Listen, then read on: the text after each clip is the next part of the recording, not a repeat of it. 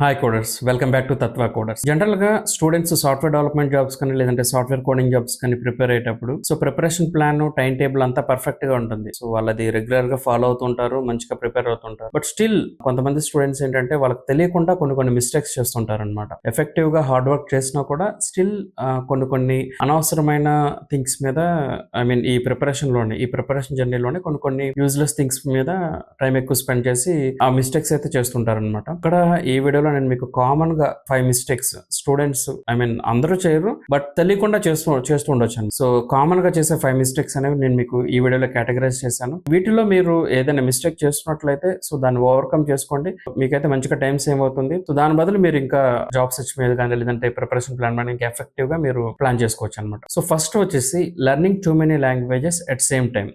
General గా software development jobs కి apply చేసేటప్పుడు మనకి అప్లికేషన్ డెవలప్ చేయాలంటే బ్యాక్ ఎండ్ లో ఆబ్వియస్ గా ఒక లాంగ్వేజ్ అయితే యూజ్ చేయాలి మనం డెవలప్ చేసే అప్లికేషన్ కదా. సో మనకేంటంటే ఇండస్ట్రీలో సాఫ్ట్వేర్ ఫీల్డ్ లో మల్టిపుల్ లాంగ్వేజెస్ ఉంటాయి అనమాట. Okay, starting from Java, Python, .NET, rust, go and so on etcetera. Okay, so ఇలాంటి లాంగ్వేజెస్ ఉంటాయి అనమాట. So based on use case ఏదో ఒక లాంగ్వేజ్ అయితే సెలెక్ట్ చేసుకుంటారు అనమాట ప్రాజెక్ట్స్ లో. బట్ స్టూడెంట్స్ తెలియకుండా కామన్ గా చేసే మిస్టేక్ ఏంటంటే సో వాళ్ళు రిజ్యూమ్ లో నియర్లీ 3 to 5 లాంగ్వేజెస్ అయితే పెడతారు కొంతమంది. బట్ రిక్రూటర్స్ అనేది ఎక్స్పెక్ట్ చేసేది ఏంటంటే ఏదైనా ఒక లాంగ్వేజ్ మీద మంచి ప్రొఫెషియన్సీ ఉంటే అది చాలా అనమాట. బట్ ఇక్కడ ఈ మిస్టేక్ నేను హైలైట్ చేయడానికి కారణం ఏంటంటే కొంతమంది ఏం చేస్తారంటే జావా పెడతారు, పైథాన్ పెడతారు. ఓకే, సో రెండిట్లో ప్రొఫెషియన్సీ ఉండదు అనమాట. బట్ బేసిక్స్ వచ్చు, జావా బేసిక్స్ వచ్చు, పైథాన్ బేసిక్స్ వచ్చు. సో వాళ్ళు ఏమనుకుంటారంటే అది జావా రోల్ అయితే నాకు కాల్ వస్తుంది, పైథాన్ రోల్ ఉన్నా కాల్ వస్తుంది అన్న లెక్కలో పెట్టుకుంటారు అనమాట. అలా కాకుండా మీకు రెండింటి మీద ప్రొఫెషియన్సీ నాలెడ్జ్ ఉంటే పెట్టుకోవచ్చు రెజ్యూమ్ లో. బట్ ఇక్కడ మిస్టేక్ ఏంటంటే ఏదైనా ఒక లాంగ్వేజ్ మీరు సఫిషియెంట్ గా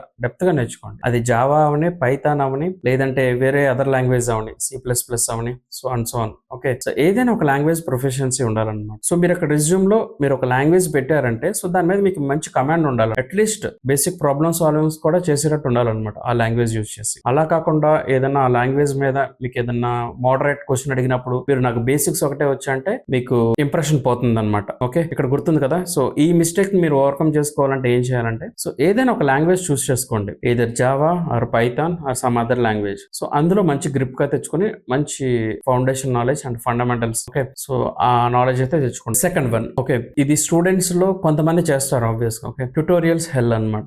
మనకి గుడ్ థింగ్ ఏంటంటే మనం ఈ రోజు ఏదైనా కోర్స్ నేర్చుకోవాలన్నా లేదంటే ఏదైనా ఒక కాన్సెప్ట్ నేర్చుకోవాలన్నా మనకి న్యూమరస్ ట్యూటోరియల్స్ కానీ న్యూమరస్ బ్లాగ్స్ కానీ ఉన్నాయి అనమాట అవైలబుల్ గా ఇంటర్నెట్ లో సాఫ్ట్వేర్ కోడింగ్ సంబంధించి. గుడ్ థింగ్ ఏంటంటే రిసోర్సెస్ మనకు చాలా ఉన్నాయి. At the same time the bad thing ఏంటంటే కొంతమంది స్టూడెంట్స్ ఏం చేస్తారంటే ఒక ట్యూటోరియల్ ఫాలో అయ్యేటప్పుడు whether it's YouTube or technical blog, అది బ్లాగ్ అయితే చదువుకుంటూ వెళ్ళిపోతారు, బట్ యూట్యూబ్ అయితే చక్కగా కూర్చొని వీడియో చూస్తారనమాట.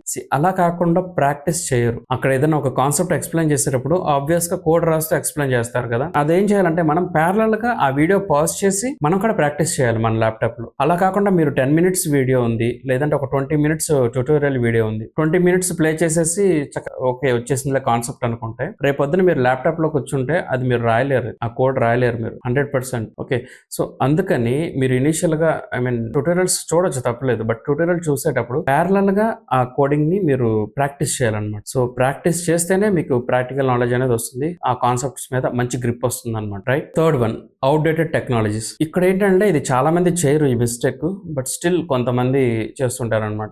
మనకి మార్కెట్ లో ఏంటంటే jQuery గానీ, అంటే ఎగ్జాంపుల్స్ చెప్తున్నాను మీకు. It doesn't mean that I'm just demotivating the people who are learning this. So మనకి ఏంటంటే jQuery గానీ లేదంటే AngularJS గానీ సో ఇలాంటి టెక్నాలజీస్ ఏంటంటే అవి కొంచెం అవుట్డేటెడ్ వర్షన్స్ అనమాట. బట్ స్టిల్ మీకు మార్కెట్ లో లేదంటే అమీర్పేట్ కోచింగ్స్ కి వెళ్ళినప్పుడు ఏంటంటే వీటి మీద కోర్సెస్ ఉంటాయి అనమాట. ఇక్కడ నేను సజెస్ట్ చేసేది ఏంటంటే అవుట్డేటెడ్ టెక్నాలజీస్ ని సాధ్యమైనంత వరకు అవాయిడ్ చేయండి. దానివల్ల మీరు నేర్చుకుంటే టైం వేస్టే. సో ఇక్కడ అవుట్డేటెడ్ స్కిల్స్ మీద పెట్టే టైం అనేది మీరు కొంచెం ఫర్ ఎగ్జాంపుల్ AngularJS మీద పెట్టే టైం Angular ఫ్రేమ్వర్క్ మీద పెట్టారనుకోండి. మీకు తెలుసు కదా AngularJS and Angular both are different అనమాట. Okay, AngularJS is nothing but initial version of Angular framework. So ఈ యాంగులర్ జేఎస్ మీద పెట్టే టైం అనేది యాంగులర్ ఫ్రేమ్వర్క్ మీద పెడితే సో అది మీకు టైం సేవ్ అవుతుంది. Okay, at the same time jQuery మీద పెట్టే టైం మీరు రియాక్ట్ మీద లేదంటే Tailwind CSS సో ఇలాంటి వాటి మీద పెడితే మీకు టైం సేవ్ అవుతుంది. అవుట్డేటెడ్ టెక్నాలజీస్ నేర్చుకునే ప్రయత్నం అయితే చేయొద్దు అనమాట. So and the fourth one, certificate collection. ఈ మిస్టేక్ కూడా స్టిల్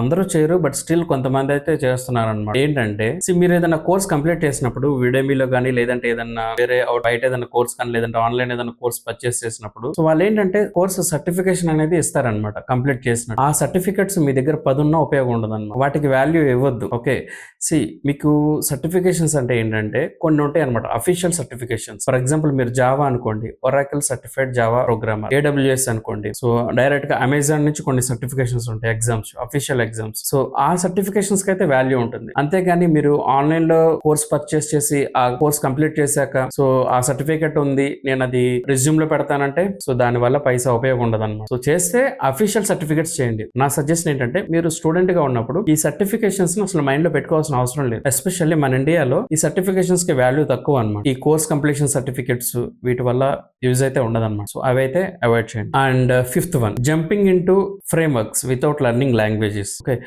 ఇది స్టిల్ కొంతమంది కామన్ గా చేస్తుంటారు అనమాట. ఫర్ ఎగ్జాంపుల్ జావా నేర్చుకోకుండా డైరెక్ట్ గా స్ప్రింగ్ ఫ్రేమ్వర్క్ నేర్చుకుంటారు, జావా స్క్రిప్ట్ నేర్చుకోకుండా డైరెక్ట్ గా రియాక్ట్ చేసి నేర్చుకుంటారు. దీని వల్ల ఏమవుతుందంటే అసలు ఫ్రేమ్వర్క్ అంటే ఏంటి? ఫస్ట్ ఆ ఫ్రేమ్వర్క్ అంటే ఏంటంటే ఒక లాంగ్వేజ్ యూజ్ చేసి ఫ్లో ఆఫ్ ఎగ్జిక్యూషన్ టైం ని తగ్గించడానికి దాని లైబ్రరీస్ బిల్డ్ చేసి ఒక ఫ్రేమ్వర్క్ బిల్డప్ చేస్తారనమాట. సో తక్కువ టైంలో మనం ఎక్కువ అచీవ్ చేయడానికి అనమాట. సో ఇన్బిల్ట్ ఫంక్షనాలిటీస్ ఉంటాయి, ఇన్బిల్ట్ కెపాబిలిటీస్ ఉంటాయి. ఆ ఫ్రేమ్వర్క్ ఏంటంటే డిఫరెంట్ ఇంటిగ్రేషన్ లేయర్స్ తో చేసే అడ్వాంటేజెస్ ఉంటుంది అనమాట, ఫ్లెక్సిబిలిటీ ఉంటుంది. సో ఇంటర్నల్ గా ఏంటంటే లాంగ్వేజ్ యూజ్ చేసేది వాళ్ళు. సో మనం ఈ జావా నేర్చుకోకుండా డైరెక్ట్ గా స్ప్రింగ్ లోకి వెళ్తే దాని వల్ల ఏంటంటే ఏదో బట్టే కొట్టినట్టు ఉంటుంది అనమాట.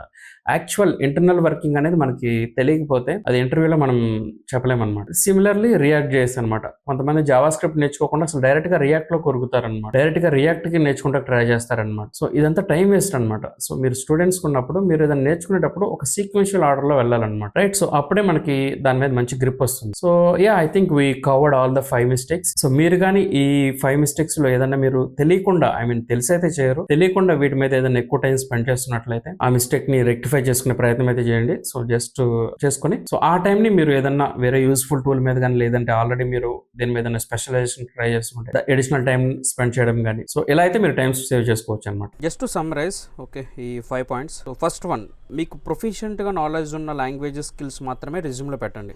Weather it can be 1 language or 2 language. Okay, లేదు మీకు ఒక లాంగ్వేజ్ మీద మంచి కమాండ్ ఉంది అన్నప్పుడు ఆ లాంగ్వేజ్ పెట్టి అనదర్ లాంగ్వేజ్ మీద మీకు బేసిక్ నాలెడ్జ్ ఉంటే బ్రాకెట్ లో బేసిక్ అని పెట్టండి. ఓకే, సో నెక్స్ట్ వన్ వచ్చేసి ట్యూటోరియల్స్, రైట్? సో మీరు ప్రోగ్రామింగ్ నేర్చుకునేటప్పుడు ట్యూటోరియల్స్ వాచ్ చేస్తున్నప్పుడు ప్యారల్ గా ప్రాక్టీస్ చేయండి. ఓకే, మీ ఓన్ ల్యాప్టాప్లో ప్యారల్గా ప్రాక్టీస్ చేయండి. సో అప్పుడైతే మీకు బెస్ట్ ప్రాక్టీస్ అనమాట అది. Okay, third one, course completion certifications అయితే అవాయిడ్ చేయండి. ఓకే, వాటికైతే వాల్యూ ఉండదు. మీకు సర్టిఫికేషన్ వస్తే జస్ట్ మీరు ఉంచుకోండి, అంతేగాని అది మీరు రిజ్యూమ్లో యాడ్ చేస్తే దానికైతే వాల్యూ అయితే ఉండదు అనమాట.